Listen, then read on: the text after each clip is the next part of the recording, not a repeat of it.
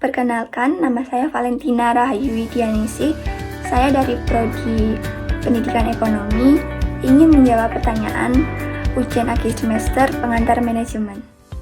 Nah, pertanyaan pertama nih, sejak adanya pandemi COVID-19 ini, kenapa sih demaknya ada di UMKM? UMKM itu apa sih? Nah, UMKM itu adalah usaha mikro kecil menengah.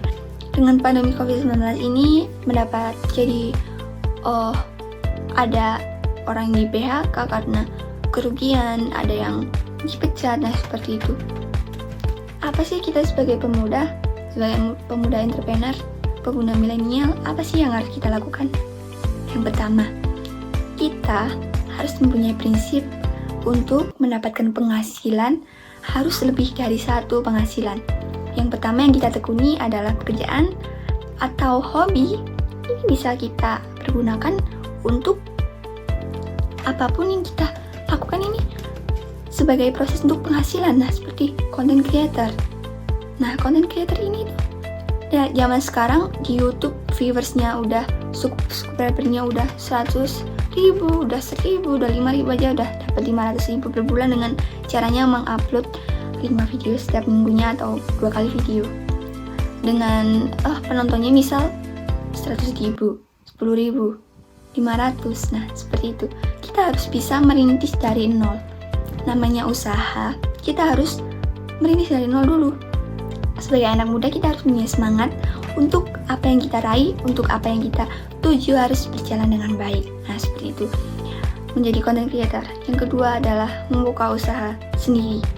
Jadi gampang kita membuka usaha sendiri.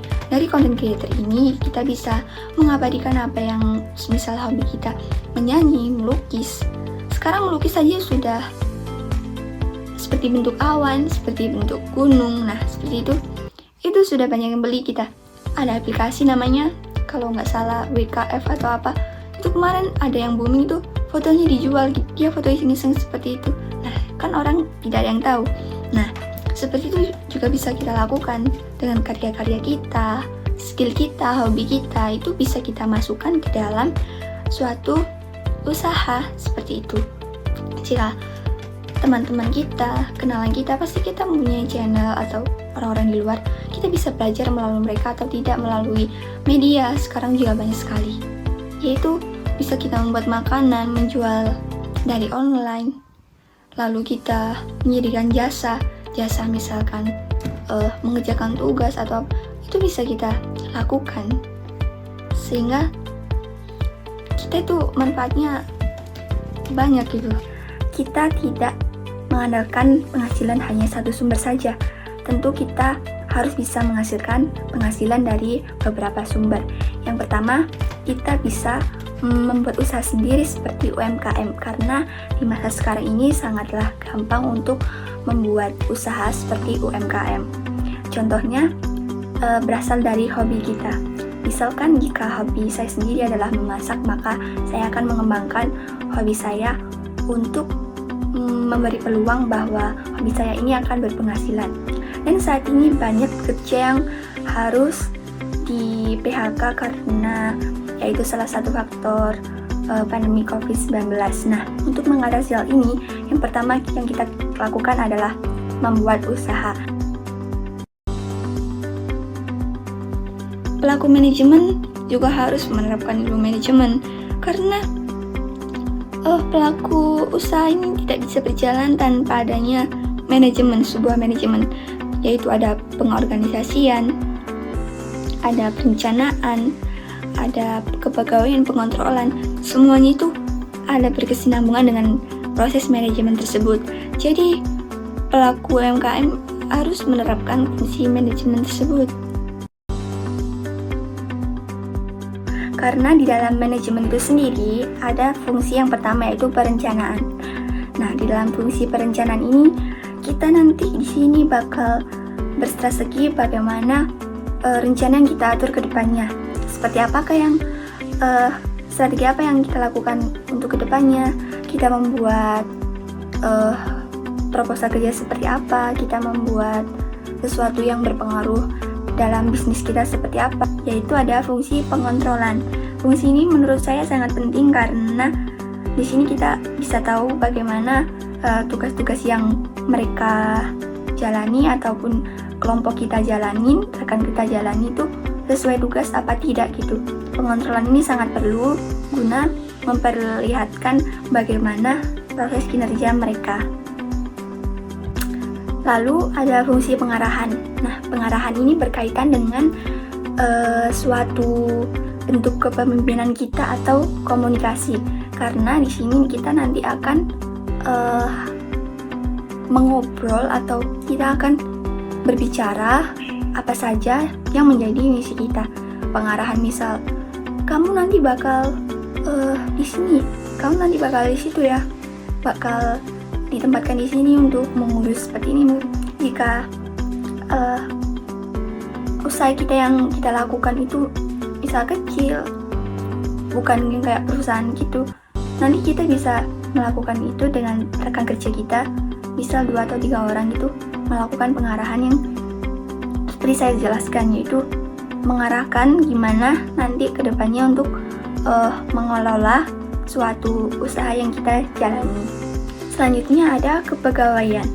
Maksud fungsi dari kepegawaian ini, manfaatnya adalah jadi itu kita harus memiliki sifat yang tegas dan bisa melihat apakah skill mereka itu cocok untuk bekerja sama dalam usaha yang kita jalani, seperti itu. Jadi itu kita harus bisa memilih orang yang bekerja itu yang tepat dan bisa untuk diajak bekerja sama dalam usaha yang kita jalani. Nah, manfaat kepegawaian ini tuh sangat, fungsi ini sangat pastinya penting gitu. Jadi dampaknya itu kalau kita misal salah memilih rekan kerja atau pegawai, nanti bisa merusak apa yang bisa kita kerjakan di usaha yang kita tekuni. Yang selanjutnya ada fungsi perorganisasian. Nah, fungsi perorganisasian ini berguna untuk mengkoordinasikan berbagai kegiatan dalam perusahaan. Nah, hal ini tuh sangat penting untuk memudahkan pengawasan terhadap sumber daya yang akan bisa kita laksanakan, kegiatan apa yang akan kita organisasikan, yaitu pengorganisasian ini menentukan tugas-tugas apa yang mau kita kerjakan gitu, secara sistematis dan urut gitu. Pertama nanti kita akan memilih bahannya, yang kedua kita akan mencari apa saja yang untuk kita perlukan, nah, seperti itu. Jadi pengorganisasian ini salah satu cara untuk menentukan tugas-tugas yang akan dikerjakan oleh kita nanti apa saja, seperti itu. Nah, memasuki era Society 5 ini sangat perlu karena para pelaku usaha itu dapat memaksimalkan peran proses digitalisasi dalam memasarkan produknya itu sangat bervariasi. Salah satunya yaitu mengembangkan produk melalui e-commerce. Nah, ini tuh sangat penting bagi kita untuk menghadapi nanti di era Society. Mempromosikan produk dengan digital marketing ini juga sangat mudah, murah, dan efisien sekali bagi kita yang melakukan bisnis online. Salah satunya adalah caranya kita itu dapat mempertahankan customer relationship marketing, yang bisa disebut tuh dengan cara strategi pemasaran seperti ini. Pelaku usaha itu bisa menerapkan cara memberi promo atau diskon atau misalnya ongkir gratis seperti itu kepada pelanggan agar pelanggan itu senang dan bisa berlangganan di toko atau usaha kecil yang kita buat. Selanjutnya, memperbaiki kualitas pelayanan produk maupun jasa, yaitu kita membuat produk yang kita buat itu bisa memuaskan konsumen, seperti kemasan yang rapi dan higienis, seperti nanti kalau ada Grab mengantarkan, ada Gojek, itu mereka menggunakan masker, protokol kesehatan yang baik untuk menghindari penyakit atau saat pandemi seperti ini. Nah, seperti itu bisa meningkatkan yaitu kepuasan pelanggan gitu, seperti itu. jika saya membuka usaha apa yang saya jalankan dalam menyambut era society. Usaha yang saya jalankan yang pertama, saya ingin menjadi content creator. Di dalam content creator ini mencakup berbagai hal, yaitu hobi, kesukaan, dan minat dan bakat yang saya tekuni. Nanti di dalam content creator ini, misal hobi saya memasak, nanti kita atau saya sendiri tuh nanti akan memasak, misalnya yaitu kue. Saya akan membuka usaha yaitu membuat kue. Sekarang kan lagi boomingnya yaitu kue yang seperti yang estetik itu, yang ada foamnya, yang ada lilinnya bisa ditiup itu. Sekarang kan lagi berkembangnya seperti itu, karena saya mikir juga banyak orang yang mereka itu malas untuk membuat kue dan mereka lebih memilih yang mudah, yaitu dengan membeli saja. Nah, kesempatan kali ini dengan saya membuka usaha kue seperti ini, nanti proses-proses yang saya jalanin itu bakal saya dokumentasikan dan saya upload di sosial media. Nah, itu berpeluang sekali untuk dapat berpenghasilan seperti kita diupload di TikTok, di YouTube. Nanti orang-orang bakal mampir ke video yang saya buat. Di situ nanti kita bisa berpenghasilan dari content creator itu sendiri dan uang dari kue itu sendiri. Modalnya juga cukup lumayan bagi pembuka untuk usaha misalnya seperti kue, tidak terlalu susah. Intinya kita yang pertama itu harus berani.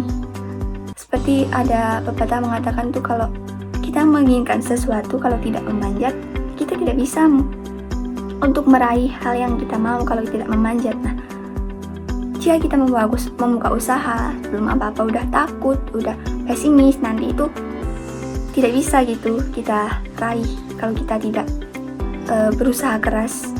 Nah, apapun resikonya, nanti bakal ada resiko, tetapi hati kita atau visi misi kita tetap kuat dan bisa berusaha apa yang kita kerjakan itu semaksimal mungkin. Seperti itu, menjadi content creator dan salah satu bisnis kue.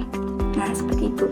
Dalam menyambut era society seperti ini, nantinya bakal ada strategi khusus yang dapat menarik pelanggan, yaitu sekarang teman mulai TK, SD, SMP, SMA, kuliah, tetangga, teman-teman dari komunitas. Nah, seperti itu. Jika dihitung-hitung lebih dari 2.000 orang. Nah, nanti suatu channel yang kita kenal atau teman itu bisa mempromosikan apa yang bisnis kita tekuni. Kita juga bisa bekerja sama dengan teman atau kerabat yang memiliki usaha. Nanti kita bekerja sama, misal mereka mempunyai usaha membeli bahan kue, menjual bahan kue ataupun menjual foam atau apa. Nanti kita bisa kolaborasi gitu antara mereka yang bisa diajak kerjasama. Era society yang bisa kita lihat contohnya di Jepang, yaitu mereka bisa memesan makanan melalui drone. Nah, era society ini sebenarnya apa sih? Nah, itu sebenarnya kemauan atau bentuk kemajuan manusia itu sendiri. Nanti itu bagaimana kita bisa menyikapi kemajuan yang berkembang pesat saat ini. Jadi kita tuh harus mempunyai sifat yang harus siap untuk menghadapi era society yang pada masa sekarang ini. Apalagi sekarang zaman udah maju sekali gitu. Di Jepang contohnya, mereka mempunyai kulkas, tinggal klik, bukan hanya tombol, lalu bisa memesan makanan melalui drone yang sudah saya sebutkan tadi.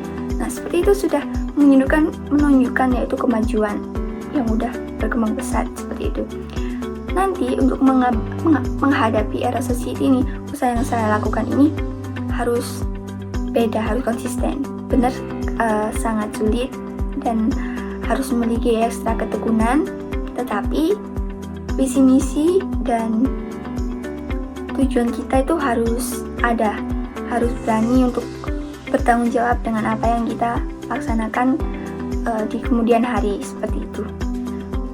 Mungkin usaha yang saya jalankan yaitu content creator dan berbisnis kue bakal terjalankan kalau misi dan visi saya tuh berjalan dengan lancar dan bisa menerapkan fungsi manajemen, yaitu perencanaan, perorganisasian, pengawasan, pengontrolan, fungsi kinerja, kepegawaian, semua bisa diterapkan dengan adanya yaitu fungsi manajemen tersebut. Dengan saya belajar pengantar manajemen ini sangat bermanfaat dan saya sangat senang dengan pengantar manajemen karena ini adalah salah satu strategi untuk orang-orang memulai usaha itu seperti apa. Jadi ini adalah strategi yang sangat penting untuk orang-orang memulai usaha. Seperti yang saya jelaskan tadi, penerapan manajemen, ilmu manajemen ini sangat perlu dan sangat berpengaruh bagi usaha kita, dan hal apa yang kita tekuni itu sangat berpengaruh seperti itu. Itulah video yang dapat saya sampaikan untuk menjawab pertanyaan dari soal ujian akhir semester. Jika ada kesalahan kata, saya mohon maaf yang sebesar-besarnya.